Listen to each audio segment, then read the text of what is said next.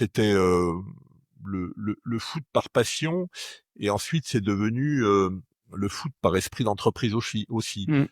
L'idée un peu folle de se dire: «Il y a un très grand club à Paris, le PSG, qui est devenu encore plus grand, En depuis 2011, ouais. voilà, en 2011, depuis que les Qataris l'ont pris en main, à se dire: «Ben, on va faire le deuxième». Alors tout le monde en parle depuis 50 ans, mais personne n'a vraiment réussi à le faire. Je pense qu'on est en passe, d'y arriver.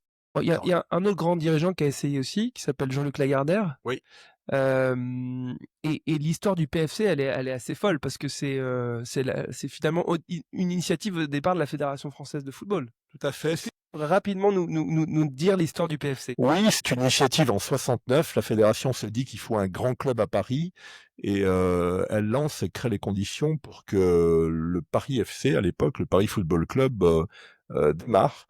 Et puis très vite, dans les 2 ans qui ont suivi, entre 69 et 71, il y a eu des bisbilles, des désaccords entre dirigeants et le club s'est scindé en 2 en 71 et le PSG est né à ce moment-là. Ouais. Et le destin du PSG et le destin du Paris FC n'ont pas été tout à fait le même. Alors le Paris FC a vécu on disait pas la Ligue 1 à l'époque, en Division 1, Mmh. mais il est assez rapidement, dans les années 80, redescendu en Ligue 2, et puis après beaucoup plus bas encore. Et le PSG a eu, avec Daniel Echter, Francis Borelli, et puis après Luis l'épopée Fernandez qui Canal+, était, oui, heu, Luis Fernandez qui était le coach, ouais, puis l'épopée Canal+, avec Michel Denisot, à un ouais. moment donné, le lien avec Canal était très très important en période de la vie du PSG, donc un très beau dessin.